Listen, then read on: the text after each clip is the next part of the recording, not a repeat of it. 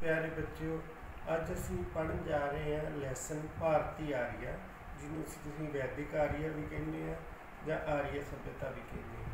तो तुहाडा second lesson है भारती आर्या। अज मैं तुहानूं उहदे बारे कुछ जानकारी देण लगा। प्यारे बच्चों, अज असी पढ़ांगे भारती आर्या बारे। सिंधु घाटी सभ्यता तो बाद भारत दे विच एक नवीन ते महान सभ्यता का युग आउंदा है, जिन्हों भारती आर्या या वैदिक आर्या सभ्यता कहा जाता है। इस सभ्यता के संस्थापक जिहड़े सी उन्होंने असीं आर्या लोग कहने हैं। इस समय नूं असीं वैदिक एज कहने हैं। आर्या संस्कृत भाषा का शब्द है, जिहदे शाब्दिक अर्थ हुंदा श्रेष्ठ, भाव चंगी कुल विच उत्पन्न। संस्कृतिक साहित विच इस शब्द की वरतों इन्हां ही अर्थां विच होई है। आर्या का रंग गोरा, कद लंबा, शरीर भरमा हुंदा सी। ਉਹ उस तरह भी सासी अते वीर हुंदे सन। ये कित्थों आए तो इन्हां दा मूल निवास स्थान किहड़ा सी, इस बारे विद्वानां दे विचार भिन्न भिन्न है। हुण जे असीं सोमे की गल करिए तो भारती आर्या के बारे सानूं जिहड़े सोर्सिस मिलते आ, मेनली ऋग्वेद आर्या का एक धार्मिक ग्रंथ है जिहड़ा उन्होंने रचिया। और जिहड़ा विचार ये मन्निया जाता है कि ऋग्वेद की रचना 1000 ईसवी पूर्व विच होई सी। ईसवी पूर्व का मतलब कि ईसा के जन्म तो 1000 साल पहला। आर्या का आगमन भारत विच लगभग 1800 BCE भाव ईसा के जन्म तो 1800 साल पहला आगमन शुरू होया। आर्या कबीलिਆਂ के रूप ਦੇ ਵਿੱਚ ਭਾਰਤ ਦੇ ਵਿੱਚ ਆਏ और हौली हौली उत्तरी भारत, ਜਿਹਨੂੰ ਅਸੀਂ ਸਪਤ ਸਿੰਧੂ ਦਾ ਪ੍ਰਦੇਸ਼ ਕਹਿੰਦੇ ਹਾਂ, ਜਿੱਥੇ ਸਿੰਧੂ ਘਾਟੀ ਲੋਕ ਵਸਦੇ ਸੀ, ਉੱਥੇ ਆ ਕੇ ਆਰੀਆ ਲੋਕ ਵਸਣੇ ਸ਼ੁਰੂ ਹੋ ਗਏ। ਆਰੀਆ ਕਿੱਥੋਂ ਆਏ, ਇਹਦੇ ਬਾਰੇ ਵੱਖ-ਵੱਖ ਵਿਦਵਾਨਾਂ ਦੇ ਮਤਭੇਦ ਹੈ। और इस समय के दौरान सिंधु घाटी सभ्यता अपने अंतिम पड़ावां दे विच सी ते आर्या का आगमन होने के नाल जिहड़ी आर्या सभ्यता की शुरुआत हो जाती है। और ये सारा काम 1800 BCE तो लग के 600 BCE तक, भाव ईसा के जन्म तो 600 साल पहला तक चलता रहा। आर्या के आगमन अते उन्हां दे इत्थे आके वसन, वेदां की रचना, ऋग्वेद, सामवेद, यजुर्वेद, अथर्ववेद, जिहड़ा ये 4 वेदां की रचना, रामायण, महाभारत की रचना, ये सारी आर्या ने की। तो असी आर्या के समय नूं 2 भागां दे विच वंडदे हां। एक आरंभिक आर्या काल, जिन्हों असीं ऋग्वैदिक काल कहने हैं। एक उत्तर वैदिक काल, भाव वेदां की रचना तो बाद का समा। तो आर्या के पूरे समय नूं 2 भागां दे विच वंडिया जा सकता है, ऋग्वैदिक काल ते उत्तर वैदिक काल। आर्या भारत दे विच कित्थों आके वसे, ये असीं देखदे हां। ਵੱਖ-ਵੱਖ विद्वानां दे ਵੱਖ-ਵੱਖ विचार है। एक सिद्धांत ये कहता है कि आर्या सप्त सिंधु के प्रदेशों के विच ही रहिंदे सी, इत्थों दे ही मूल निवासी सी। बट सब तो वध मन्निया जाण वाला सिद्धांत यह है कि आर्या मध्य एशिया के विचों भारत दे विच आके वसे। प्रोफैसर मैक्स मूलर इस सिद्धांत के उत्ते पैरा दिंदे आ कि उन्होंने सिद्ध किया है कि आर्या लोग मध्य एशिया के विचों आके भारत दे विच वसे। हौली हौली आर्या लोग आ जिहड़े उन्होंने इस खित्ते दे विच, उत्तरी भारत के खित्ते दे विच अपनियां बस्तियां बनाउणियां शुरू कर दित्तियां। ऋग्वैदिक काल दे विच उन्हां दे जनपद बने, जिन्हां नूं शहर कहिंदे सी। और उत्तर वैदिक काल दे विच जनपदां ने महाजनपदां दा रूप ले लिया। आर्या के समय कोई भी सिक्के वगैरह नहीं चलते सी, ज़्यादातर जिहड़ा पशुओं के नाल ही लैण देण कीता जांदा सी। आर्या लोग लिखण की कला तो जाणू सी, इस करके उन्होंने बहुत सारा धार्मिक साहित रचिया। और ये जिहड़ा सारा धार्मिक साहित सी, कागज़ां दे उत्ते नहीं बल्कि बेल पत्तरां दे उपर और दरख्तां दी छिलकियां दे उपर, उन्हां दे उपर सानूं पुराना साहित लिखिया मिलदा आर्या दा। और ऋग्वेद आ जिहड़ा आर्या का सब तो वड्डा धार्मिक ग्रंथ सी। आर्या लोग कबीलिਆਂ के रूप दे विच ही रहिंदे सी। और वो कबीलिਆਂ के रूप दे विच ही रहिंदे, एक इलाके दे विच एक कबीला रहन लग गया, दूसरे इलाके च दूसरा कबीला। इस तरह जिहड़े जनपद, महाजनपद जिहड़े सी वो होंद दे विच आए। ਹੌਲੀ ਹੌਲੀ ਇਹਨਾਂ ਕਬੀਲਿਆਂ ਦੇ ਆਪਸੀ ਯੁੱਧ ਵੀ ਹੋਣ ਲੱਗੇ ਔਰ ਇਹਨਾਂ ਨੇ ਲਗਭਗ ਸਾਰੇ ਉੱਤਰੀ ਭਾਰਤ ਦੇ ਵਿੱਚ ਆਰੀਆ ਦਾ ਇਲਾਕਾ ਬਣ ਗਿਆ। ਸਿੰਧੂ ਘਾਟੀ ਦੇ ਜਿਹੜੇ ਲੋਕ ਸੀ ਉਹ ਜਾਂ ਤਾਂ ਇੱਥੋਂ ਦੱਖਣੀ ਭਾਰਤ ਵੱਲ ਨੂੰ ਖਿਸਕ ਗਏ ਅਤੇ ਜਾਂ ਫਿਰ ਉਹਨਾਂ ਨੂੰ ਆਰੀਆ ਨੇ ਆਪਣੇ ਗੁਲਾਮ ਬਣਾ ਲਿਆ। ਇਸ ਤਰੀਕੇ ਨਾਲ ਉੱਤਰੀ ਭਾਰਤ ਆਰੀਆ ਵਰਤ ਦੇ ਨਾਂ ਨਾਲ ਜਾਣਿਆ ਜਾਣ ਲੱਗਾ। 16 ਮਹਾਜਨਪਦ ਜਿਹੜੇ ਉੱਤਰੀ ਭਾਰਤ ਦੇ ਵਿੱਚ ਬਣ ਚੁੱਕੇ ਸੀ। ਮੁੱਢਲੇ ਕਾਲ ਵਿੱਚ ਆਰੀਆ ਦੇ ਪ੍ਰਮੁੱਖ 5 ਜਿਹੜੇ ਕਬੀਲੇ ਸੀ, ਜਿਨ੍ਹਾਂ ਵਿੱਚ ਅਨੁਸ਼ਪੁਰੀ, ਭਰਤ, ਯਦੂ, ਧਰੁਵਸ, ਇਹ ਕਬੀਲੇ ਜਿਹੜੇ ਸੀਗੇ ਮੁੱਢਲੇ ਕਾਲ ਦੇ ਵਿੱਚ ਉੱਤਰੀ ਭਾਰਤ ਦੇ ਵਿੱਚ ਵਸਦੇ ਸੀ। ਜਿਹੜੇ ਖਾਸ ਕਰਕੇ ਪਾਕਿਸਤਾਨ ਦੇ ਵਿੱਚ ਪੰਜਾਬ ਰਹਿ ਗਿਆ ਸਾਡਾ, ਉਹਦੇ 'ਚ ਸਾਡਾ ਭਾਰਤੀ ਪੰਜਾਬ ਆ। ਇਹ ਸਾਰਾ ਇਲਾਕਾ ਉੱਤਰੀ ਭਾਰਤ ਦਾ ਜਿਹੜਾ ਇਲਾਕਾ, ਹੌਲੀ ਹੌਲੀ ਜਿਵੇਂ ਜਿਵੇਂ ਆਰੀਆ ਲੋਕ ਸੈਂਕੜੇ ਸਾਲਾਂ ਦੇ ਵਿੱਚ ਹੋਰ ਆਰੀਆ ਆਈ ਗਏ ਮੱਧ ਏਸ਼ੀਆ ਦੇ ਵਿੱਚੋਂ ਕਬੀਲਿਆਂ ਦੇ ਰੂਪ ਦੇ ਵਿੱਚ, ਤਾਂ ਦੱਖਣੀ ਆਪਣੇ ਉੱਤਰੀ ਭਾਰਤ ਤੋਂ ਲੈ ਕੇ ਪੂਰਬੀ ਭਾਰਤ ਤੱਕ ਸਾਰਾ ਇਲਾਕਾ ਆਰੀਆ ਦਾ ਇਲਾਕਾ ਬਣਨਾ ਸ਼ੁਰੂ ਹੋ ਗਿਆ। ਔਰ ਆਰੀਆ ਨੇ ਨਾਲ ਦੀ ਨਾਲ ਜਿਹੜਾ ਸੀਗਾ ਧਾਰਮਿਕ ਸਾਹਿਤ, ਵੇਦਾਂ ਦੀ ਰਚਨਾ, ਚਾਰੇ ਵੇਦ ਔਰ ਜਿਹੜੀ ਸੀ ਰਾਮਾਇਣ, ਮਹਾਂਭਾਰਤ, ਇਹਨਾਂ ਦੀ ਰਚਨਾ ਵੀ ਆਰੀਆ ਦੇ ਸਮੇਂ ਦੇ ਵਿੱਚ ਹੋਈ। 600 ਈਸਵੀ ਪੂਰਵ ਪਹਿਲਾਂ ਤੱਕ ਪਹੁੰਚਦੇ ਸਾਰਾ ਉੱਤਰ ਪ੍ਰਦੇਸ਼, ਬੰਗਾਲ, ਬਿਹਾਰ, ਇੱਥੋਂ ਤੱਕ ਜਿਹੜਾ ਆਰੀਆ ਦੀਆਂ ਬਸਤੀਆਂ ਸਥਾਪਿਤ ਹੋ ਚੁੱਕੀਆਂ ਸੀ। ਔਰ ਜਿਹੜਾ ਸੀ ਇਹਨਾਂ ਦੇ ਜਿਹੜੇ ਕਬੀਲਿਆਂ ਦੀ ਗਿਣਤੀ ਵੀ ਹੌਲੀ ਹੌਲੀ ਵੱਧ ਗਈ। 600 ਈਸਵੀ ਪੂਰਵ ਤੱਕ ਪਹੁੰਚਦੇ 16 ਮਹਾਜਨਪਦ ਬਣ ਗਏ। ਜਿਹੜੇ ਪਹਿਲਾਂ 6 ਸੀ, ਉੱਤਰ ਵੈਦਿਕ ਕਾਲ ਦੇ ਵਿੱਚ ਪਹੁੰਚਦੇ 16 ਮਹਾਜਨਪਦਾਂ ਦੀ ਸਥਾਪਨਾ ਹੋ ਗਈ। ਮਹਾਜਨਪਦ ਕਿਹਾ ਜਾਂਦਾ ਸੀ ਆਰੀਆ ਦੇ ਵੱਡੇ ਵੱਡੇ ਰਾਜ ਜਾਂ ਉਹਨਾਂ ਦੇ ਇਲਾਕੇ। ਜਿਹੜੇ ਕਬੀਲੇ ਦੇ ਕੋਲੇ ਜਿਹੜਾ ਇਲਾਕਾ ਹੁੰਦਾ ਸੀ ਉਸ ਨੂੰ ਉਸ ਦਾ ਜਨਪਦ ਕਿਹਾ ਜਾਣ ਲੱਗਿਆ। ਜਿਹੜੀ ਅਸੀਂ ਮਹਾਂਭਾਰਤ ਦਾ ਯੁੱਧ ਦੇਖਦੇ ਹਾਂ ਉਹਦੇ ਵਿੱਚ ਬੇਟਾ ਤੁਹਾਨੂੰ ਕੁਰੂ, ਪੰਚਾਲ, ਇਹ ਸਾਰੇ ਜਿਹੜੇ ਕੌਰਵਾਂ ਦਾ ਸੀ ਜਾਂ ਭਰਤ ਕਬੀਲਾ, ਸਾਰਿਆਂ ਦਾ ਜ਼ਿਕਰ ਆਉਂਦਾ ਹੈਗਾ। ਤਾਂ ਇਹ ਕਬੀਲੇ ਆਪਸ ਵਿੱਚ ਜਿਹੜੀ ਇਹਨਾਂ ਦੀ ਜਨਪਦਾਂ ਦੀ ਆਪਸ ਵਿੱਚ ਲੜਾਈ ਵੀ ਰਹਿੰਦੀ ਸੀ। ਕਈ ਜਨਪਦਾਂ ਦੇ ਆਪਸ ਵਿੱਚ ਵਿਆਹ ਸੰਬੰਧ ਵੀ ਹੁੰਦੇ ਸੀਗੇ। ਇਹਨਾਂ ਜਨਪਦਾਂ ਦੇ ਵਿੱਚੋਂ ਕਈਆਂ ਦੇ ਵਿੱਚ ਰਾਜਤੰਤਰ ਹੁੰਦਾ ਸੀ, ਭਾਵ ਰਾਜੇ ਦਾ ਪੁੱਤਰ ਰਾਜਾ ਹੋਊਗਾ। ਕਈਆਂ ਦੇ ਗਣਤੰਤਰ ਹੁੰਦਾ ਸੀ, ਭਾਵ ਜਿਹੜਾ ਰਾਜੇ ਨੂੰ ਚੁਣਿਆ ਜਾਂਦਾ ਸੀ। ਅਲੱਗ ਅਲੱਗ ਜਨਪਦਾਂ ਦਾ ਆਪਣਾ ਆਪਣਾ ਹਿਸਾਬ ਹੁੰਦਾ ਸੀਗਾ। ਔਰ ਜਿਹੜਾ ਸੀਗਾ ਰਿਗਵੇਦ ਆਰੀਆ ਦਾ ਮੁੱਖ ਧਾਰਮਿਕ ਗ੍ਰੰਥ ਸੀ। ਰਿਗਵੇਦ ਦੀ ਰਚਨਾ ਜਿਹੜੀ ਆ ਕਿਸੇ ਇੱਕ ਪੀੜ੍ਹੀ ਨੇ ਨਹੀਂ ਕੀਤੀ, ਸਗੋਂ ਇਹਦੇ ਵਿੱਚ ਹਰੇਕ ਪੀੜ੍ਹੀ ਆਪਣੇ ਵੱਲੋਂ ਨਵੇਂ ਨਵੇਂ ਜਿਹੜੇ ਸ਼ਬਦ ਸੀ ਉਹਨਾਂ ਦੀ ਰਚਨਾ ਕਰਦੀ ਜਾਂਦੀ ਸੀ। ਇੱਕ ਪੀੜ੍ਹੀ ਤੋਂ ਦੂਜੀ ਪੀੜ੍ਹੀ ਤੱਕ ਚੱਲਦਾ ਜਾਂਦਾ ਸੀਗਾ। ਤਾਂ ਇਸ ਤਰ੍ਹਾਂ ਜਿਹੜੇ ਸੈਂਕੜੇ ਸਾਲਾਂ ਦੀ ਰਚਨਾ ਸੀ ਰਿਗਵੇਦ ਆਰੀਆ ਦੀ। ਔਰ ਇਸ ਦੇ ਵਿੱਚ ਇਹ ਨਹੀਂ ਆਪਾਂ ਕਹਿ ਸਕਦੇ ਕਿ ਰਿਗਵੇਦ ਕਿਹਨੇ ਇੱਕੋ ਬੰਦੇ ਨੇ ਲਿਖਿਆ, ਨਹੀਂ, ਇੱਕ ਪੀੜ੍ਹੀ ਨੇ ਲਿਖਣਾ ਸ਼ੁਰੂ ਕੀਤਾ, ਅਗਲੀਆਂ ਪੀੜ੍ਹੀਆਂ ਨੇ ਇਸ ਦੇ ਵਿੱਚ ਹੋਰ ਸ਼ਬਦਾਂ ਨੂੰ ਵਿੱਚ ਐਡ ਕੀਤਾ, ਉਸ ਤੋਂ ਅਗਲੀਆਂ ਪੀੜ੍ਹੀਆਂ ਹੋਰ ਸ਼ਬਦ ਐਡ ਕਰਦੀਆਂ ਗਈਆਂ। ਤਾਂ ਇਸ ਤਰ੍ਹਾਂ ਜਿਹੜਾ ਰਿਗਵੇਦ ਆ ਜਿਹੜਾ ਉਹ ਇੱਕ ਲੰਬਾ ਸਮਾਂ ਲੈ ਕੇ ਰਿਗਵੇਦ ਨੂੰ ਲਿਖਿਆ ਗਿਆ। ਵੇਦ ਸ਼ਬਦ ਆ ਵਿਦ ਧਾਤੂ ਤੋਂ ਬਣਿਆ, ਜਿਹਦਾ ਅਰਥ ਹੁੰਦਾ ਹੈ ਗਿਆਨ ਪ੍ਰਾਪਤ ਕਰਨਾ। ਤਾਂ ਵੇਦ ਦਾ ਮਤਲਬ ਕੀ ਆ ਕਿ ਜਿੱਥੋਂ ਸਾਨੂੰ ਗਿਆਨ ਦਾ ਭੰਡਾਰ ਮਿਲਦਾ। ਤਾਂ ਚਾਰਾਂ ਵੇਦਾਂ ਦੇ ਵਿੱਚ ਹੀ ਗਿਆਨ ਦਾ ਵੱਖ ਵੱਖ ਵਿਸ਼ਿਆਂ ਦੇ ਵਾਸਤੇ ਉਹਦੇ ਵਿੱਚੋਂ ਸਾਨੂੰ ਗਿਆਨ ਦਾ ਭੰਡਾਰ ਆ ਜਿਹੜੇ ਵੇਦ।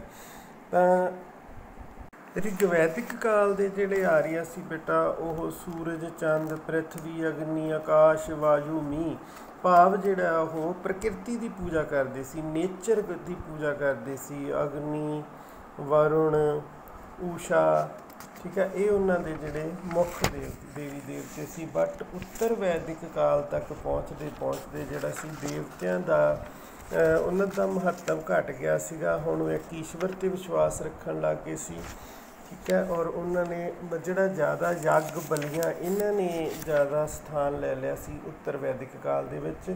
ਵੈਦਿਕ ਕਾਲ ਦੇ ਵਿੱਚ ਦੇਵਤਿਆਂ ਦੀ ਪੂਜਾ ਕੀਤੀ ਜਾਂਦੀ ਸੀ, ਬਟ ਉੱਤਰ ਵੈਦਿਕ ਕਾਲ ਦੇ ਵਿੱਚ ਮਹਿੰਗੇ ਕਰਮਕਾਂਡ, ਯੱਗ ਵਗੈਰਾ ਹੋਣ ਲੱਗ ਗਏ ਸੀ।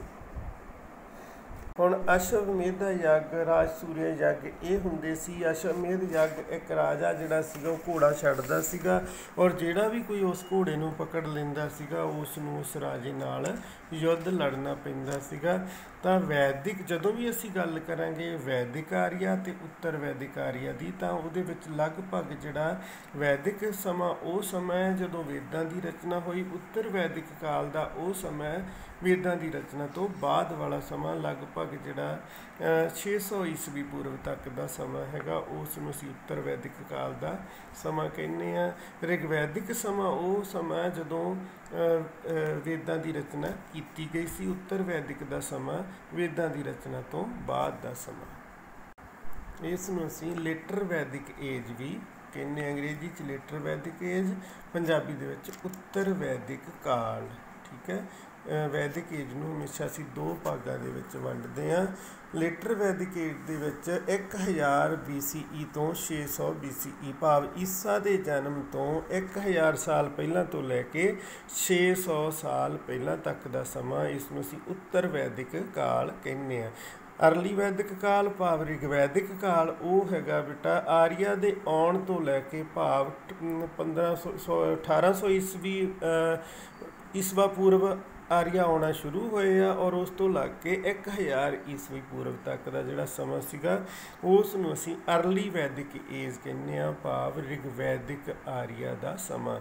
ਤਾਂ ਵੇਦਾਂ ਦੀ ਰਚਨਾ ਰਿਗਵੈਦਿਕ ਕਾਲ ਦੇ ਵਿੱਚ ਹੋਈ, ਅਰਲੀ ਵੈਦਿਕ ਕਾਲ ਦੇ ਵਿੱਚ ਹੋਈ, ਔਰ ਜਿਹੜੀ ਸੀ ਬਾਅਦ ਦਾ ਸਮਾਂ, ਵੇਦਾਂ ਦੀ ਰਚਨਾ ਤੋਂ ਬਾਅਦ ਦਾ ਸਮਾਂ 1000 BCE ਤੋਂ ਲੈ ਕੇ 600 BCE ਦਾ ਸਮਾਂ ਜਿਹੜਾ ਉਸ ਨੂੰ ਅਸੀਂ ਉੱਤਰ ਵੈਦਿਕ ਕਾਲ ਕਹਿੰਦੇ ਹਾਂ। ਔਰ ਇਹਨਾਂ ਦੋਨਾਂ ਸਮਿਆਂ ਦੇ ਵਿੱਚ ਬਹੁਤ ਸਾਰੀਆਂ ਪਰੰਪਰਾਵਾਂ ਚੇਂਜ ਹੋ ਚੁੱਕੀਆਂ ਸੀ। ਆਰੀਆ ਜਿਹੜੇ ਪਹਿਲੇ ਬਹੁਤ ਜ਼ਿਆਦਾ ਧਾਰਮਿਕ ਸੀ, ਦੇਵੀ ਦੇਵਤਿਆਂ ਦੀ ਪੂਜਾ ਕਰਦੇ ਸੀ, ਹੋਣ ਵਾਲੇ ਆਰੀਆ ਦੇ ਵਿੱਚ ਕਾਫੀ ਨਿਗਾਰ ਆ ਚੁੱਕਿਆ ਸੀਗਾ, ਬਹੁਤ ਚੇਂਜਸ ਆ ਗਏ ਸੀ ਇਹਨਾਂ ਲਗਭਗ 1000 ਸਾਲ ਦੇ ਦਰਮਿਆਨ। ਰਿਗਵੈਦਿਕ ਕਾਲ ਦੇ ਵਿੱਚ ਵਰਣ ਵਿਵਸਥਾ ਸੀਗੀ, ਖਸ਼ਤਰੀ, ਬ੍ਰਾਹਮਣ, ਵੈਸ਼, ਸ਼ੂਦਰ, ਜਿਵੇਂ ਉਹਨੂੰ ਕਿੱਤੇ ਦੇ ਆਧਾਰ 'ਤੇ ਮੰਨਿਆ ਜਾਂਦਾ ਸੀ। ਜਿਹੜਾ ਬੰਦਾ ਯੁੱਧ ਕਰਨ ਦਾ ਕੰਮ ਕਰਦਾ ਸੀ, ਸੈਨਾ 'ਚ ਭਰਤੀ ਹੁੰਦਾ ਸੀ, ਉਸ ਨੂੰ ਖਸ਼ਤਰੀ ਮੰਨ ਲਿਆ ਜਾਂਦਾ ਸੀ। ਜਿਹੜਾ ਪਾਠ ਪੂਜਾ ਕਰਦਾ ਸੀ ਉਸ ਨੂੰ ਬ੍ਰਾਹਮਣ ਮੰਨ ਲਿਆ ਜਾਂਦਾ ਸੀ। ਜਿਹੜਾ ਖੇਤੀਬਾੜੀ ਜਾਂ ਵਪਾਰ ਕਰਦਾ ਸੀ ਉਸ ਨੂੰ ਵੈਸ਼ ਮੰਨ ਲਿਆ ਜਾਂਦਾ ਸੀ, ਅਤੇ ਤਿੰਨੇ ਵਰਨਾਂ ਸੇਵਾ ਕਰਨ ਵਾਲੇ ਨੂੰ ਸ਼ੂਦਰ ਮੰਨ ਲਿਆ ਜਾਂਦਾ ਸੀ। ਪਰ ਉੱਤਰ ਵੈਦਿਕ ਕਾਲ ਤੱਕ ਪਹੁੰਚਦੇ ਜਾਂ ਇਹ ਜਿਹੜਾ ਵਰਨ ਵਿਵਸਥਾ ਸੀ ਇਸ ਨੇ ਜਾਤੀ ਵਿਵਸਥਾ ਦਾ ਨਾਂ ਲੈ ਲਿਆ। ਹੁਣ ਕੀ ਹੁੰਦਾ ਸੀ, ਜੇ ਬ੍ਰਾਹਮਣ ਦੇ ਘਰੇ ਪੁੱਤਰ ਜੰਮਿਆ ਉਹ ਬ੍ਰਾਹਮਣ ਹੀ ਹੋਊਗਾ, ਜੇ ਕਸ਼ਤਰੀ ਦੇ ਘਰੇ ਪੁੱਤਰ ਜੰਮਿਆ ਉਹ ਕਸ਼ਤਰੀ ਹੀ ਹੋਊਗਾ, ਜੇ ਵੈਸ਼ ਦੇ ਘਰੇ ਪੁੱਤਰ ਜੰਮਿਆ ਉਹ ਵੈਸ਼ ਹੀ ਹੋਊਗਾ। ਭਾਵ ਜਾਤੀ ਪ੍ਰਥਾ ਦੇ ਵਿੱਚ ਬਹੁਤ ਜ਼ਿਆਦਾ ਰਿਜਿਡਨੈਸ ਆ ਗਈ, ਸਖਤੀ ਆ ਗਈ, ਇੱਕ ਜਾਤੀ ਤੋਂ ਦੂਜੀ ਜਾਤੀ ਦੇ ਵਿੱਚ ਜਾਣਾ ਅਸੰਭਵ ਹੋ ਗਿਆ। ਰਿਗਵੈਦਿਕ ਕਾਲ ਦੇ ਵਿੱਚ ਜਿਹੜੀ ਮਰਜ਼ੀ ਜਾਤੀ ਦੇ ਵਿੱਚ ਤੁਸੀਂ ਜਾ ਸਕਦੇ ਸੀ, ਜਿਹੜੇ ਮਰਜ਼ੀ ਵਰਨ ਭਾਵ ਜਿਹੜਾ ਮਰਜ਼ੀ ਕਿੱਤਾ ਅਪਣਾ ਸਕਦੇ ਸੀ। ਪਰ ਉੱਤਰ ਵੈਦਿਕ ਕਾਲ ਦੇ ਵਿੱਚ ਪਹੁੰਚਦੇ ਹਰ ਕਿਸੇ ਨੂੰ ਪਿਤਾ ਵਾਲਾ ਕਿੱਤਾ ਹੀ ਅਪਣਾਉਣਾ ਪੈਂਦਾ ਸੀ। ਭਾਵ ਇਹ ਮੰਨ ਲਿਆ ਜਾਂਦਾ ਸੀਗਾ ਕਿ ਜਿਹੜੀ ਜਾਤੀ ਦੇ ਵਿੱਚ ਉਸ ਦਾ ਜਨਮ ਹੋਇਆ ਉਹ ਉਸੇ ਜਾਤੀ ਦੇ ਵਿੱਚ ਹੀ ਰਹੂਗਾ। ਜੇ ਕਿਸਾਨ ਦੇ ਘਰ ਪੁੱਤਰ ਹੋਇਆ ਉਹ ਕਿਸਾਨ ਹੀ ਰਹੂਗਾ। ਜਿਹੜੇ ਮਹਿੰਗੇ ਯੱਗ ਬਲੀਆਂ ਵੀ ਉੱਤਰ ਵੈਦਿਕ ਕਾਲ ਦੇ ਵਿੱਚ ਹੋਣੇ ਸ਼ੁਰੂ ਹੋ ਗਏ ਸੀ। ਰਿਗਵੈਦਿਕ ਕਾਲ ਦੇ ਵਿੱਚ ਇੰਨੇ ਮਹਿੰਗੇ ਜਾਂ ਪਖੰਡ ਵਗੈਰਾ ਨਹੀਂ ਸੀ ਹੁੰਦੇ, ਪਰ ਉੱਤਰ ਵੈਦਿਕ ਕਾਲ ਦੇ ਵਿੱਚ ਪਹੁੰਚਦੇ ਜਿਹੜੇ ਸੀਗੇ ਯੱਗ ਬਲੀਆਂ ਇਹ ਜਿਹੜੇ ਜ਼ਿਆਦਾ ਕੀਤੇ ਜਾਣ ਲੱਗ ਗਏ।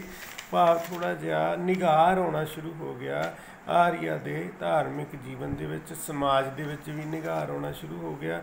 ਜਿਹੜੀਆਂ ਪਰੰਪਰਾਵਾਂ ਰਿਗਵੈਦਿਕ ਕਾਲ ਦੇ ਵਿੱਚ ਵਧੀਆ ਸੀਗੀਆਂ ਉੱਤਰ ਵੈਦਿਕ ਕਾਲ ਦੇ ਵਿੱਚ ਉਹਨਾਂ ਦਾ ਘਾਣ ਹੋਣਾ ਸ਼ੁਰੂ ਹੋ ਗਿਆ। ਸਭਾ ਅਤੇ ਸਮਿਤੀ ਦੋ ਸੰਸਥਾਵਾਂ ਹੁੰਦੀਆਂ ਸੀ ਜਿਹੜੀਆਂ ਰਾਜੇ ਦੀਆਂ ਸ਼ਕਤੀਆਂ ਨੂੰ ਕਾਬੂ ਰੱਖਦੀਆਂ ਸੀ। ਸਭਾ ਉਹ ਹੁੰਦੀ ਸੀ ਜਿਹੜੀ ਪਿੰਡ ਦੀ ਸੰਸਥਾ ਹੁੰਦੀ ਸੀ। ਠੀਕ ਹੈ, ਡਾਕਟਰ ਅਲਟੇਕਰ ਦਾ ਕੀ ਵਿਚਾਰ ਹੈ ਕਿ ਅੰਤਲੇ ਵੈਦਿਕ ਕਾਲ ਦੇ ਵਿੱਚ ਸਭਾ ਰਾਜ ਸੰਸਥਾ ਬਣ ਗਈ ਸੀ। ਸਭਾ ਦੇ ਮੈਂਬਰਾਂ ਦੀ ਬਹੁਤ ਇੱਜ਼ਤ ਹੁੰਦੀ ਸੀ, ਇੱਕ ਤਰ੍ਹਾਂ ਦੀ ਪੰਚਾਇਤ ਹੀ ਹੁੰਦੀ ਸੀ ਜਿਹੜੀ ਕਬੀਲੇ ਦੇ ਸਾਰੇ ਕੰਮਾਂ ਦਾ ਫੈਸਲਾ ਲੈਂਦੀ ਸੀ। ਸਮਿਤੀ ਰਾਜ ਦੀ ਕੇਂਦਰੀ ਸੰਸਥਾ ਹੁੰਦੀ ਸੀ। ਇਹ ਜਨਤਾ ਦੀ ਪ੍ਰਤੀਨਿਧ ਸੰਸਥਾ ਹੁੰਦੀ ਸੀ। ਇਹ ਰਾਜੇ ਨੂੰ ਚੁਣਦੀ ਸੀ, ਉਹਨੂੰ ਹਟਾ ਵੀ ਸਕਦੀ ਸੀ। ਪਰ ਉੱਤਰ ਵੈਦਿਕ ਕਾਲ ਦੇ ਵਿੱਚ ਪਹੁੰਚਦੇ ਰਾਜੇ ਦੀਆਂ ਸ਼ਕਤੀਆਂ ਬਹੁਤ ਜ਼ਿਆਦਾ ਵੱਧ ਗਈਆਂ, ਇਸ ਕਰਕੇ ਸਮਿਤੀ ਦੀਆਂ ਸ਼ਕਤੀਆਂ ਬਹੁਤ ਘਟ ਗਈਆਂ ਸੀ। ਤਾਂ ਸਭਾ ਦਾ ਬਹੁਤ ਮਾਣ ਹੁੰਦਾ ਸੀ ਕਿਉਂਕਿ ਕਬੀਲੇ ਦੇ ਸਾਰੇ ਮਹੱਤਵਪੂਰਨ ਫੈਸਲੇ ਸਭਾ ਲੈਂਦੀ ਸੀ।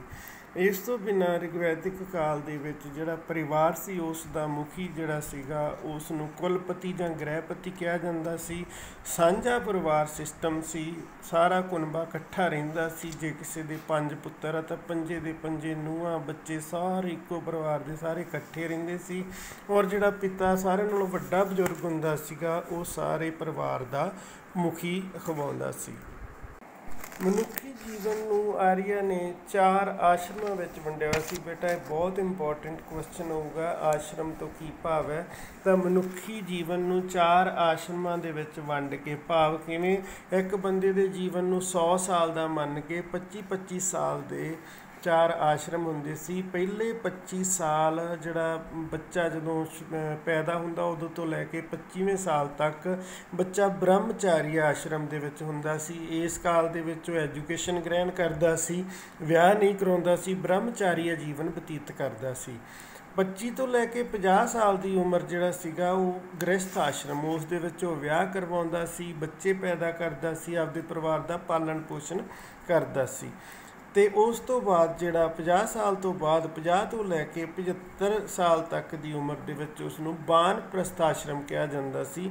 ਇਸ ਦੇ ਵਿੱਚ ਮਨੁੱਖ ਜਿਹੜਾ ਧਾਰਮਿਕ ਕਿਰਿਆਕਰਮ ਕਰਦਾ ਸੀ, ਜਿਵੇਂ ਉਹਨੇ ਸਾਰੇ ਆਪਦੇ ਧਾਰਮਿਕ ਵਾਲੇ ਪਾਸੇ ਲਾ ਲੈਂਦਾ ਸੀ ਪਰਿਵਾਰ ਤੋਂ, ਪਰਿਵਾਰ ਦੇ ਵਿੱਚ ਬਹੁਤਾ ਜ਼ਿਆਦਾ ਧਿਆਨ ਨਹੀਂ ਸੀ ਦਿੰਦਾ। ਉਸ ਤੋਂ ਬਾਅਦ ਜਿਹੜਾ ਲਾਸਟ ਵਾਲਾ ਆਸ਼ਰਮ ਹੁੰਦਾ ਸੀ 75 ਸਾਲ ਦੀ ਉਮਰ ਤੋਂ ਬਾਅਦ ਉਹ ਸੰਨਿਆਸ ਆਸ਼ਰਮ, ਭਾਵ ਸੰਨਿਆਸੀ ਬਣ ਕੇ ਜੰਗਲਾਂ ਦੇ ਵਿੱਚ ਚਲਾ ਜਾਂਦਾ ਸੀਗਾ ਔਰ ਜਿਹੜਾ ਸੰਨਿਆਸ ਆਸ਼ਰਮ ਗ੍ਰਹਿਣ ਕਰਦਾ ਸੀ ਆਪਦੀ ਮੌਤ ਤੱਕ। ਤਾਂ ਆਰੀਆ ਦੇ ਜੀਵਨ ਦੇ ਵਿੱਚ ਆਸ਼ਰਮ ਸਿਸਟਮ ਦਾ ਬਹੁਤ ਮਹੱਤਵ ਸੀ। ਮਨੁੱਖੀ, ਇਹ ਬਹੁਤ ਇੰਪੋਰਟੈਂਟ ਕੁਐਸਚਨ ਹੋਊਗਾ ਬੱਚੇ। 4 ਆਸ਼ਰਮ ਮੰਨ ਕੇ ਮਨੁੱਖੀ ਜੀਵਨ ਦੇ 4 ਆਸ਼ਰਮ ਮੰਨੇ ਜਾਂਦੇ ਸੀ। 25-25 ਸਾਲ ਦੇ ਆਸ਼ਰਮ ਸੀ। ਗ੍ਰਹਿਸਥ ਆਸ਼ਰਮ ਦੇ ਵਿੱਚ ਜਿਹੜਾ ਮਨੁੱਖ ਵਿਆਹ ਸ਼ਾਦੀ ਕਰਾਉਂਦਾ ਸੀਗਾ। ਦੂਸਰਾ ਆਸ਼ਰਮ ਗ੍ਰਹਿਸਥ ਆਸ਼ਰਮ ਸੀ, ਪਹਿਲਾ ਬ੍ਰਹਮਚਾਰੀ ਆਸ਼ਰਮ ਸੀ, ਤੀਸਰਾ ਵਾਨਪ੍ਰਸਥ ਆਸ਼ਰਮ ਸੀ ਅਤੇ ਚੌਥਾ ਸੰਨਿਆਸ ਆਸ਼ਰਮ ਸੀ। ਪਹਿਲੇ 25 ਸਾਲ ਉਸ ਦੇ ਬ੍ਰਹਮਚਾਰੀਆ ਦੇ ਵਿੱਚ ਜਾਂਦੇ ਸੀ, ਉਸ ਤੋਂ ਅਗਲੇ 25 ਸਾਲ ਗ੍ਰਹਿਸਥ ਆਸ਼ਰਮ ਦੇ ਵਿੱਚ ਹੁੰਦੇ ਸੀ। ਜੇਕਰ ਤੁਹਾਨੂੰ ਪ੍ਰਸ਼ਨ ਆਵੇ ਕਿ ਆਰੀਆ ਦੇ ਸਮੇਂ 4 ਆਸ਼ਰਮ ਜਾਂ ਆਸ਼ਰਮ ਜੀਵਨ ਤੋਂ ਕੀ ਭਾਵ ਹੈ, ਤਾਂ ਬੱਚੇ ਤੁਸੀਂ ਇਸ ਗੱਲ ਦਾ ਖਾਸ ਖਿਆਲ ਰੱਖਣਾ ਹੈ ਕਿ ਆਰੀਆ ਨੇ ਆਪਣੇ ਜੀਵਨ ਨੂੰ 4 ਆਸ਼ਰਮਾਂ ਦੇ ਵਿੱਚ ਵੰਡਿਆ ਹੋਇਆ ਸੀ। ਉੱਤਰ ਵੈਦਿਕ ਕਾਲ ਦੇ ਵਿੱਚ ਇਹ ਆਸ਼ਰਮ ਸਿਸਟਮ ਚੱਲਿਆ ਸੀ। ਰਿਗਵੈਦਿਕ ਕਾਲ ਦੇ ਵਿੱਚ ਹਜੇ ਸ਼ੁਰੂਆਤ ਹੋਈ ਸੀ ਇਸ ਦੀ, ਬਟ ਉੱਤਰ ਵੈਦਿਕ ਕਾਲ ਦੇ ਵਿੱਚ ਜਿਹੜੇ ਲੋਕ ਸੀ ਆਸ਼ਰਮ ਸਿਸਟਮ ਨੂੰ ਕਾਫੀ ਜ਼ਿਆਦਾ ਫੋਲੋ ਕਰਦੇ ਸਨ। ਆਪਾਂ ਜਿਵੇਂ ਤੁਸੀਂ ਨਾਟਕ ਵਗੈਰਾ ਦੇਖਦੇ ਹੋ, ਪਹਿਲੇ ਆਸ਼ਰਮ ਦੇ ਵਿੱਚ ਗੁਰੂਕੁਲ ਦੇ ਵਿੱਚ ਜਾਂਦੇ ਸੀ ਬੱਚੇ, ਐਜੂਕੇਸ਼ਨ ਗੁਰੂਕੁਲ ਦੇ ਵਿੱਚ ਗ੍ਰਹਿਣ ਕਰਦੇ ਸੀ। ਬੱਚਿਆਂ ਨੂੰ ਗੁਰੂਕੁਲ ਦੇ ਵਿੱਚ ਹੀ ਰਹਿਣਾ ਪੈਂਦਾ ਸੀ ਆਪਦੇ ਗੁਰੂ ਦੇ ਕੋਲੇ, ਔਰ ਪਹਿਲਾਂ ਕੋਈ ਫੀਸ ਨਹੀਂ ਸੀ ਦਿੱਤੀ ਜਾਂਦੀ। ਸਿੱਖਿਆ ਲੈਣ ਤੋਂ ਬਾਅਦ ਉਸ ਨੂੰ ਗੁਰੂ ਦਕਸ਼ਨਾ ਗੁਰੂ ਨੂੰ ਦਿੱਤੀ ਜਾਂਦੀ ਸੀ। ਤਾਂ ਗੁਰੂਕੁਲ ਸਿਸਟਮ ਸੀ, ਉਹਨਾਂ ਚਿਰ ਬੱਚੇ ਨੇ ਘਰ ਵੀ ਨਹੀਂ ਆਉਣਾ ਹੁੰਦਾ ਸੀਗਾ। ਤਾਂ ਪਹਿਲੇ ਆਸ਼ਰਮ ਦੇ ਦੌਰਾਨ ਸਾਰੇ ਆਰੀਆ ਦੇ ਬੱਚੇ ਜਿਹੜੇ ਸੀ ਉਹ ਗੁਰੂਕੁਲ ਦੇ ਵਿੱਚੋਂ, ਜਿਨ੍ਹਾਂ ਨੇ ਸਿੱਖਿਆ ਲੈਣੀ ਹੁੰਦੀ ਸੀ, ਗੁਰੂਕੁਲ ਦੇ ਵਿੱਚ ਜਾਂਦੇ ਸੀ। ਤਾਂ ਸਿੱਖਿਆ ਜਿਹੜੀ ਮੇਨ ਧਾਰਮਿਕ ਦਿੱਤੀ ਜਾਂਦੀ ਸੀ, ਬ੍ਰਾਹਮਣਾਂ ਦੇ ਬੱਚਿਆਂ ਨੂੰ ਧਾਰਮਿਕ ਸਿੱਖਿਆ ਦਿੱਤੀ ਜਾਂਦੀ ਸੀ। ਕਸ਼ੱਤਰੀਆਂ ਦੇ ਬੱਚਿਆਂ ਨੂੰ ਜਿਹੜੀ ਸੀਗੀ ਉਹ ਨਾਲ ਨਾਲ ਧਨੁਰ ਵਿੱਦਿਆ ਜਾਂ ਸ਼ਾਸਤਰਾਂ ਦੀ ਵਿੱਦਿਆ, ਤਲਵਾਰ ਚਲਾਉਣਾ, ਭਾਲਾ ਚਲਾਉਣਾ, ਗਦਾ ਯੁੱਧ, ਜਿਹੜਾ ਉਹ ਸਾਰਾ ਕੁਛ ਸਿਖਾਇਆ ਜਾਂਦਾ ਸੀ।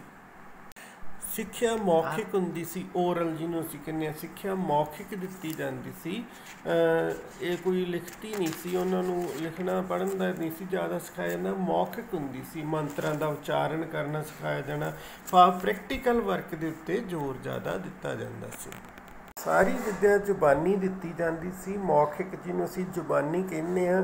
ਔਰ ਸਿੱਖਿਆ ਪ੍ਰਾਪਤ ਕਰਨ ਤੋਂ ਬਾਅਦ ਗੁਰੂ ਨੂੰ ਫੀਸ ਦਿੱਤੀ ਜਾਂਦੀ ਸੀ। ਉਹ ਫੀਸ ਗੁਰੂ ਵੱਲੋਂ ਜੋ ਵੀ ਕੁਛ ਮੰਗਿਆ ਜਾਂਦਾ ਸੀ ਉਸ ਨੂੰ ਗੁਰੂ ਦਕਸ਼ਨਾ ਦੇ ਰੂਪ ਦੇ ਵਿੱਚ ਦੇਣਾ ਪੈਂਦਾ ਸੀ। ਜਿਵੇਂ ਆਪਾਂ ਮਹਾਂਭਾਰਤ ਦੇ ਵਿੱਚ ਦੇਖਦੇ ਹਾਂ, ਏਕਲਵਿਆ ਨੇ ਆਪਣਾ ਅੰਗੂਠਾ ਗੁਰੂ ਨੂੰ ਗੁਰੂ ਦਕਸ਼ਨਾ ਦੇ ਰੂਪ ਦੇ ਵਿੱਚ ਦਿੱਤਾ ਸੀ। ਮਹਾਂਭਾਰਤ ਤੁਸੀਂ ਦੇਖੀ ਹੋਣੀ, ਉਹਦੇ ਵਿੱਚ ਆਪਾਂ ਦੇਖਦੇ ਹਾਂ ਏਕਲਵਿਆ ਨੇ ਦਰੋਣਾਚਾਰੀਆ ਦੀ ਮੂਰਤੀ ਬਣਾ ਕੇ ਉਸ ਤੋਂ ਸਿੱਖਿਆ ਗ੍ਰਹਿਣ ਕੀਤੀ ਸੀ, ਸ਼ਸਤਰ ਵਿੱਦਿਆ। ਔਰ ਉੱਥੋਂ ਸਾਨੂੰ ਉਸ ਸਟੋਰੀ ਦੇ ਵਿੱਚੋਂ ਇਹ ਵੀ ਪਤਾ ਲੱਗਦਾ ਹੈ ਕਿ ਜਿਹੜੀ ਜਾਤੀ ਪ੍ਰਥਾ ਕਿੰਨੀ ਕਠੋਰ ਸੀ। ਏਕਲਵਿਆ ਨੂੰ ਉਸਦੇ ਕਸ਼ੱਤਰੀ ਨਾ ਹੋਣ ਕਰਕੇ ਉਸ ਨੂੰ ਧਨੁਰ ਵਿੱਦਿਆ ਤੋਂ ਜਾਂ ਸ਼ਾਸਤਰਾਂ ਦੀ ਵਿੱਦਿਆ ਤੋਂ ਵਾਂਝਾ ਰੱਖਿਆ ਜਾ ਰਿਹਾ ਸੀ, ਬਟ ਉਸ ਨੇ ਆਪਦੇ ਗੁਰੂ ਦੀ ਮੂਰਤੀ ਬਣਾ ਕੇ ਸਿੱਖਿਆ ਲਈ। ਔਰ ਦਰੋਣਾਚਾਰੀਆ ਨੇ ਫਿਰ ਵੀ ਉਸ ਨੂੰ ਗੁਰੂ ਦਕਸ਼ਨਾ ਦੇ ਰੂਪ ਦੇ ਵਿੱਚ ਉਸ ਦੇ ਸੱਜੇ ਹੱਥ ਦਾ ਅੰਗੂਠਾ ਮੰਗ ਲਿਆ। ਔਰ ਤੁਸੀਂ ਦੇਖੋ ਗੁਰੂ ਦੀ ਰਿਸਪੈਕਟ ਕਿੰਨੀ ਸੀ ਉਸ ਵੇਲੇ। ਏਕਲਵਿਆ ਨੇ ਦੂਸਰੀ ਵਾਰ ਨਹੀਂ ਪੁੱਛਿਆ ਔਰ ਉਸ ਨੇ ਨਾਲ ਦੀ ਨਾਲ ਹੀ ਆਪਣੇ ਗੁਰੂ ਨੂੰ ਆਪਣਾ ਸੱਜਾ ਅੰਗੂਠਾ ਵੱਢ ਕੇ ਉਸ ਦੇ ਚਰਨਾਂ ਦੇ ਵਿੱਚ ਭੇਂਟ ਕਰਤਾ।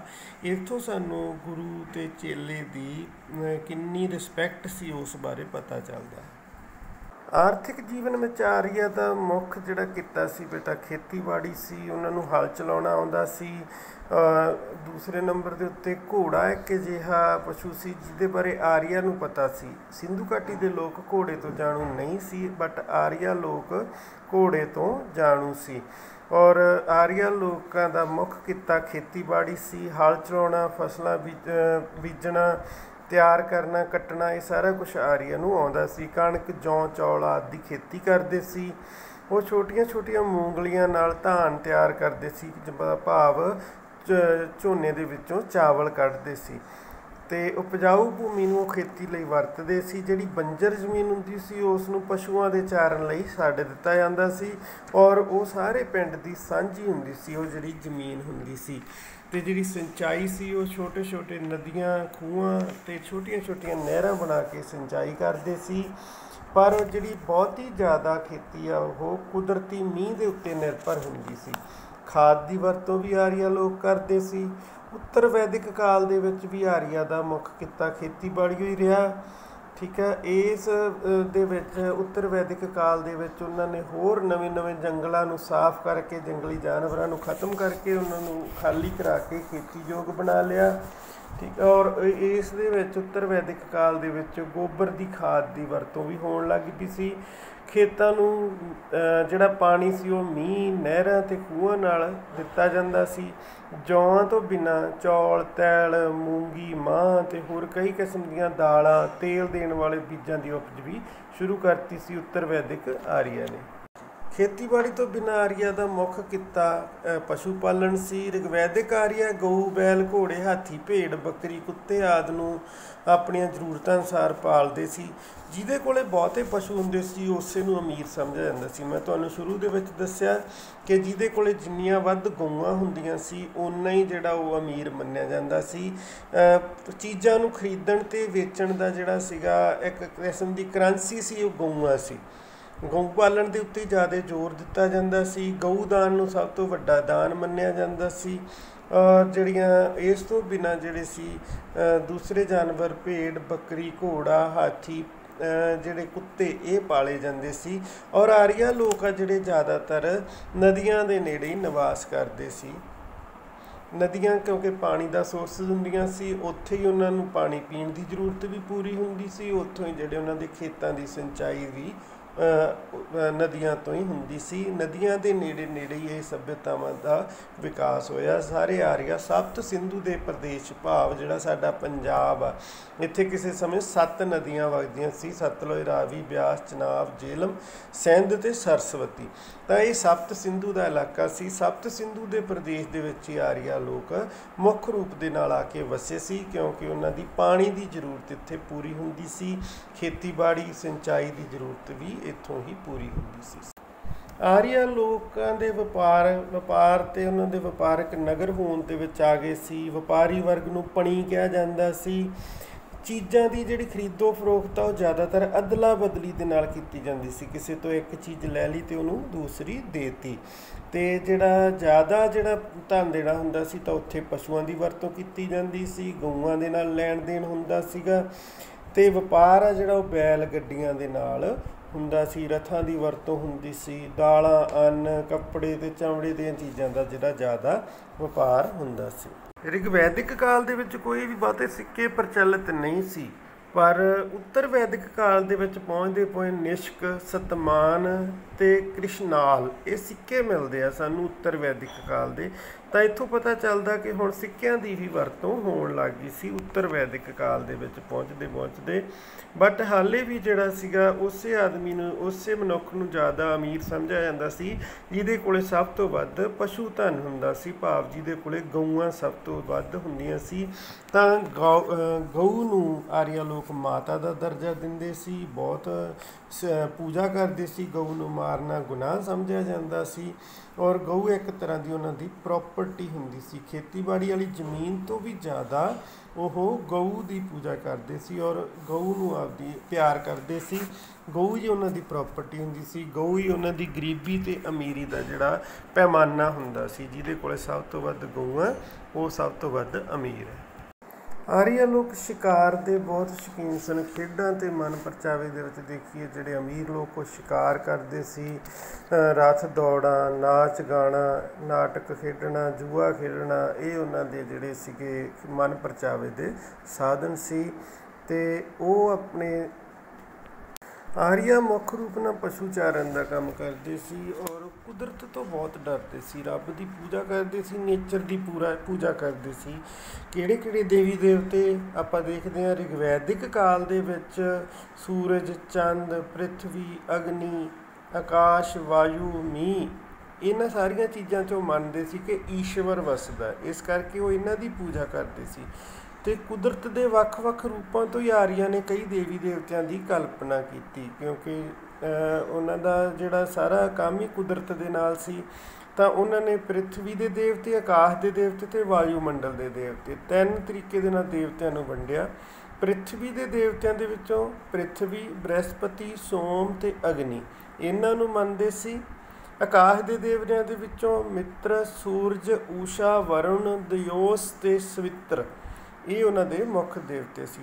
ਵਾਯੂਮੰਡਲ ਦੇ ਦੇਵਤਿਆਂ ਦੇ ਵਿੱਚੋਂ ਵਾਯੂ, ਰੁਦਰ, ਵਾਤ ਅਤੇ ਇੰਦਰ ਇਹ ਉਹਨਾਂ ਦੇ ਮੁੱਖ ਦੇਵਤੇ ਸੀ।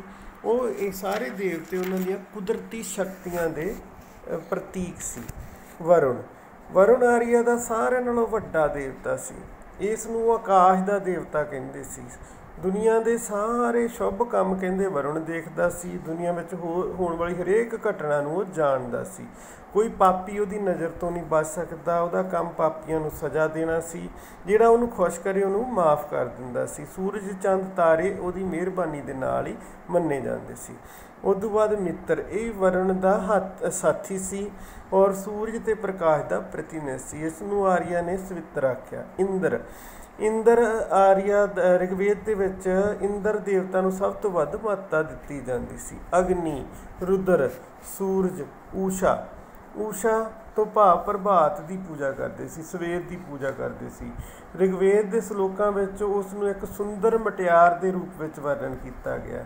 ਉਸ ਨੂੰ ਸੂਰਜ ਦੀ ਪਤਨੀ ਵੀ ਕਿਹਾ ਗਿਆ। ਤਾਂ ਜਿਵੇਂ ਉਹ ਸੂਰਜ ਦੀ ਪੂਜਾ ਕਰਦੇ ਸੀ, ਊਸ਼ਾ ਦੀ ਵੀ ਪੂਜਾ ਕਰਦੇ ਸੀ। ਬਟ ਉੱਤਰ ਵੈਦਿਕ ਕਾਲ ਦੇ ਵਿੱਚ ਪਹੁੰਚਦੇ ਰਿਗਵੈਦਿਕ ਕਾਲ ਦੇ ਵਿੱਚ ਵੀ ਦੇਵੀ ਦੇਵਤਿਆਂ ਦੀ ਪੂਜਾ ਬਹੁਤ ਹੁੰਦੀ ਸੀ, ਪਰ ਉੱਤਰ ਵੈਦਿਕ ਕਾਲ ਦੇ ਵਿੱਚ ਹੁਣ ਇਹਨਾਂ ਦੇਵੀ ਦੇਵਤਿਆਂ ਦਾ ਮਹੱਤਵ ਪਹਿਲਾਂ ਵਰਗਾ ਨਹੀਂ ਰਿਹਾ। ਹੁਣ ਉਹਨਾਂ ਦੀ ਥਾਂ 'ਤੇ ਨਵੇਂ ਦੇਵਤੇ ਆ ਗਏ।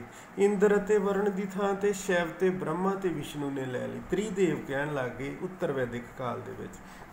ਜਿਹੜਾ ਰਿਗਵੈਦਿਕ ਕਾਲ ਵਿੱਚ ਸਥਾਨ ਵਰੁਣ ਦਾ ਸੀ, ਉੱਤਰ ਵੈਦਿਕ ਕਾਲ ਦੇ ਵਿੱਚ ਉਹ ਵਿਸ਼ਨੂੰ ਨੂੰ ਦਿੱਤਾ। ਅਤੇ ਜਿਹੜਾ ਹੁਣ ਸਾਰੇ ਦੇਵਤਿਆਂ ਤੋਂ ਉੱਚਾ ਮੰਨਿਆ ਜਾਣ ਲੱਗ ਗਿਆ ਵਿਸ਼ਨੂੰ। ਪਹਿਲਾਂ ਬ੍ਰਹਮਾ ਵੀ ਪ੍ਰਸਿੱਧ ਨਹੀਂ ਸੀ, ਫਿਰ ਉਸ ਨੂੰ ਬਹੁਤ ਮਹੱਤਤਾ ਦਿੱਤੀ ਜਾਣ ਲੱਗੀ। ਮਹਾਂਕਾਵ ਕਾਲ ਵਿੱਚ ਬ੍ਰਹਮਾ ਨੂੰ ਵਿਸ਼ਨੂੰ ਤੋਂ ਬਿਨਾਂ ਦੁਰਗਾ ਅਤੇ ਗਣੇਸ਼ ਦੀ ਪੂਜਾ ਵੀ ਸ਼ੁਰੂ ਹੋ ਗਈ। ਰਾਮ ਕ੍ਰਿਸ਼ਨ ਨੂੰ ਵੀ ਦੇਵਤਿਆਂ ਦੇ ਰੂਪ ਦੇ ਵਿੱਚ ਪੂਜਿਆ ਜਾਣ ਲੱਗਾ। ਇੱਕ ਈਸ਼ਵਰ ਵਿੱਚ ਵਿਸ਼ਵਾਸ ਰੱਖਣ ਲੱਗ ਗਏ ਆਰੀਆ। ਰਿਗਵੈਦਿਕ ਕਾਲ ਦੇ ਵਿੱਚ ਬਹੁਤ ਦੇਵਤੇ ਸੀ, ਬਟ ਉੱਤਰ ਵੈਦਿਕ ਕਾਲ ਦੇ ਵਿੱਚ ਹੁਣ ਇੱਕ ਈਸ਼ਵਰ 'ਤੇ ਵਿਸ਼ਵਾਸ ਰੱਖਦੇ ਸੀ। ਆਪਾਂ ਪੜ੍ਹ ਕੇ ਆਏ ਹਾਂ ਜੀ ਸਿੰਧੂ ਘਾਟੀ ਸੱਭਿਅਤਾ ਸੀ ਬੇਟਾ, ਉਹ ਮੁੱਖ ਰੂਪ ਦੇ ਵਿੱਚ ਕਾਂਸਾ ਯੁੱਗ ਦੀ ਸੱਭਿਅਤਾ ਸੀ, ਭਾਵ ਕਾਂਸੇ ਦੀਆਂ ਚੀਜ਼ਾਂ ਬਣਦੀਆਂ ਸੀ।